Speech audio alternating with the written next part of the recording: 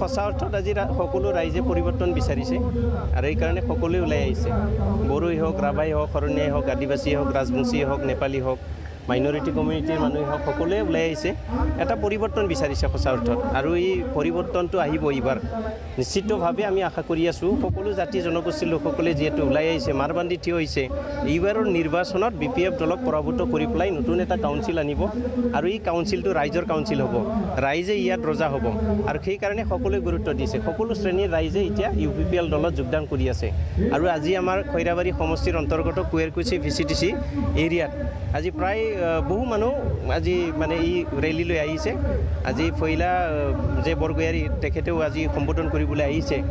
বহুত মানুহে আহিছে। আশা কৰিছোঁ আমি আজিৰ দৰে আৰু ভৱিষ্যতলৈ আমাৰ কাৰ্যসূচীবিলাক চলি থাকিব। যেতিয়ালৈকে ইলেকশ্যন অনুষ্ঠিত নহয় তেতিয়ালৈকে আমাৰ কাৰ্যসূচীবিলাক চলি থাকিব। খুব সুন্দৰ পৰিৱেশ। যোৱাকালি যিটো পৰিৱেশ হৈছিলে ইয়াতকৈ আৰু ডাবল মানে মানুহ আছিলে যোৱাকালি। গতিকে খৈৰাবাৰী সমষ্টি এতিয়া আমি দেখিবলৈ পাইছোঁ যে সকলো জাতি জনগোষ্ঠীৰ লোকসকলে সকলোৱে ওলাই আহিছে।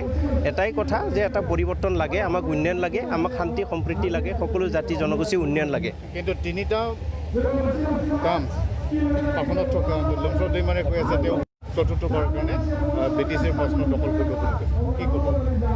ৰাইজেহে ৰজা, ৰাইজে পাতে ৰজা আৰু জনতা জনাৰ্দন বুলি কয়। জনতা জনাৰ্দন আজি যদি জনতাই আমাৰ লগত যদি থাকে, UPPLৰ লগত যদি জনতা থাকে, BPFে যদি ধপৰাই থাকে, এনে যদি মুখত কৈ থাকে তেতিয়া হ'ব নেকি? আমিতো দেখি আছোঁ তেওঁলোকে গাঁৱে ভূঞে মেল মিটিঙে কৰিব পৰা নাই। আৰু যদি ৰাইজে তেওঁলোকৰ লগত আছে, নিৰ্বাচনৰ দিনলৈ অপেক্ষা কৰি থাকক, কাউণ্টিঙৰ দিনলৈ অপেক্ষা কৰি থাকক, ৰিজাল্টটোলৈ অপেক্ষা কৰি থাকক।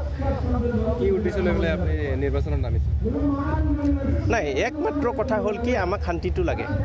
এটা হ'ল শান্তি, এটা হ'ল উন্নয়ন, এটা হ'ল সম্প্ৰীতি। আমাক এইখিনি লাগিব। আৰু এই অঞ্চলত মানে মানুহৰ যিখিনি সমস্যা আছে এই সমস্যাবিলাক সমাধান হ'ব লাগিব। চাকৰি বাকৰিৰ ক্ষেত্ৰতে হওক, যিখিনি নিবনুৱা সমস্যা আছে সমাধান হ'ব লাগিব।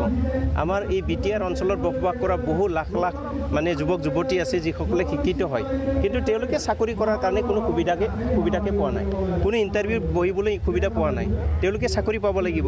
আমাৰ এই জনসাধাৰণবিলাকৰ যিটো সমস্যাবিলাক আছে, তেওঁলোকে অৰ্থনৈতিকভাৱে স্বাৱলম্বী হ'ব পৰা নাই। তেওঁলোকৰ কাৰণে মানে কৰ্মসংস্থাপন লাগিব। আৰু সেইটোৰ কাৰণে বিগত 17 বছৰে হাগ্ৰামা বাহিনীয়ে কোনো এটা উদ্যোগ স্থাপন নকৰিলে, কোনো ইণ্ডাষ্ট্ৰী নহ'ল, আৰু সেইকাৰণে কৰ্মসংস্থাপন ইয়াত নহ'ল।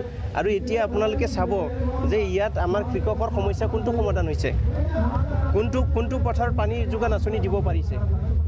আৰু যদি চাই আপোনালোকে কৃষকসকলৰ আমাৰ অসমত যদি কোৱা যায় মানে কৃষিজীৱী ৰাইজ বুলি কোৱা হয়, মানে কৃষকৰ মানে কি বুলি কয়, কৃষিৰ ওপৰতে নিৰ্ভৰ কৰি পেলাই সকলোৱে চলে। অৰ্থনীতিও আমাৰ কৃষিৰ ওপৰতে। গতিকে এই ক্ষেত্ৰত যদি মানে 17 বছৰে একো কৰি দিব পৰা নাই আৰু তেওঁলোকে যদি চৰকাৰ বনায় কি কৰিব এইটো ৰাইজে অনুমান কৰিব পাৰিছে।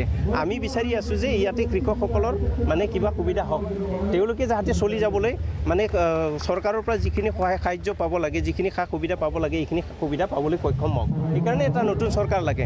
আৰু তাৰপিছত আমি স্বাস্থ্য খণ্ডটো চাইছোঁ। আমাৰ স্বাস্থ্য খণ্ড ইয়াত আমি য'ত মিটিং পাতি আছোঁ ইয়াত এটা মানে হেৰি কৰিব লাগে, মেডিকেল চাব চেণ্টাৰ হ'ব লাগে। ইমান দূৰ হয় খৈৰাবাৰীলৈকে। গতিকে খৈৰাবাৰীত মানে ডক্টৰটো নাই, মেডিকেলো নাই। আমাৰ যিটো এটা 30 বেডেড হস্পিটেল আছে তাতে গৰু ছাগলীৰ বাদে তাত মানে মানুহ যাব নোৱাৰে।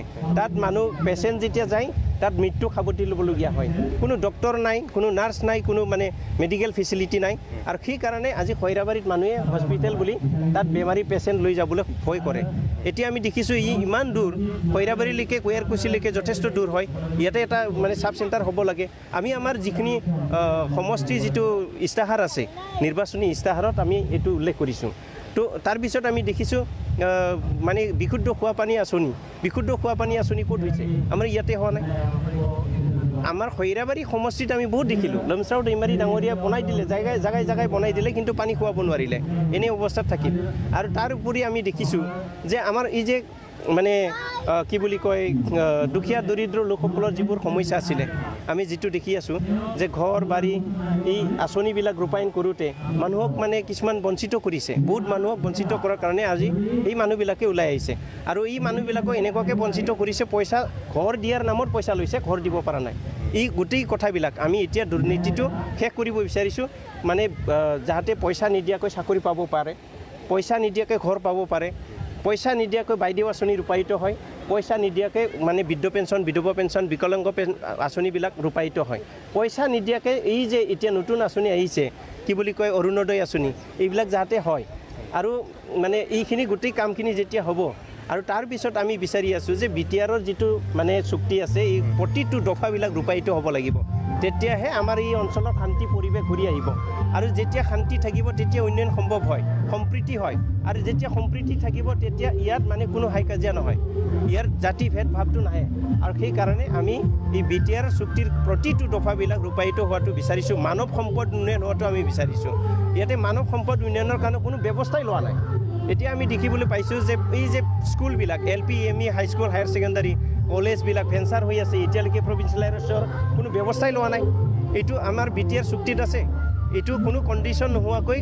গোটেইবিলাক দফা ৰূপায়িত কৰিব গোটেইবিলাক যিবিলাক বিদ্যালয়বিলাক আছে ভেঞ্চাৰ স্কুলবিলাক আছে কলেজবিলাক আছে প্ৰভিঞ্চিয়েলাইজ কৰিব তাৰপিছতে আমাক চেণ্ট্ৰেল ইউনিভাৰ্চিটি দিছে মানে ট্ৰাইবেল ইউনিভাৰ্চিটি দিছে তাৰপিছত আমাক স্পৰ্টছ ইউনিভাৰ্চিটি দিছে তাৰপিছত আমাক NIT দিছে তাৰপিছত অৰ্গেনিক ইউনিভাৰ্চিটি দিছে এই গোটেইবিলাক আমি কি কৰিব বিচাৰিছোঁ ৰূপায়িত হ'লে আমাৰ ইয়াত মানে মানৱ সম্পদ উন্নয়ন হ'ব আমাৰ মাজৰ পৰা আমাক DC লাগিব আমাৰ মাজৰ পৰাই দেশখনক চলোৱা অফিচাৰ লাগিব আমাৰ মাজৰ পৰাই ডক্টৰ লাগিব ইঞ্জিনিয়াৰ লাগিব প্ৰফেচাৰ লাগিব সকলোবিলাক যেতিয়া আমি পাম তেতিয়াহে এই অঞ্চলটোক আমি মানে আগুৱাই লৈ যাব পাৰিম আৰু তেতিয়া ভাৰতৰ বাকী প্ৰান্তৰ মানুহবিলাকে অসমৰ মানে এই অধীনত থকা BTCৰ যিটো কাউন্সিল এই কাউন্সিল এৰিয়াত বসবাস কৰা জাতি জনগোষ্ঠীৰ মানুহবিলাকৰ মানে হেৰিটো অনুসৰণ কৰিবলৈ বাধ্য হৈ যাব আৰু সেইটোৱে আমি প্ৰকৃতাৰ্থত বিচাৰিছোঁ তাৰমানে যিটো BTR চুক্তি হ'ল এই চুক্তিৰ প্ৰতিটো দফাটো ৰূপায়িত হ'লে আমাৰ NDFBৰ যিটো কেডাৰবিলাক আছে লিডাৰবিলাক আছে তেওঁলোকৰ সংস্থাপন পুনৰ সংস্থাপন হ'ব